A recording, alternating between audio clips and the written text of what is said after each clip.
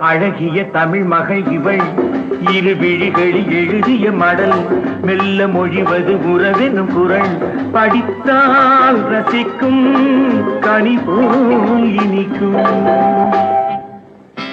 அழகிய தமிழ் மகள் இவள் இரு விழிகளில் எழுதிய மடல் மெல்ல மொழிவது உறவெனும் குரல் படித்தால் ரசிக்கும் கனி போல் இனிக்கும்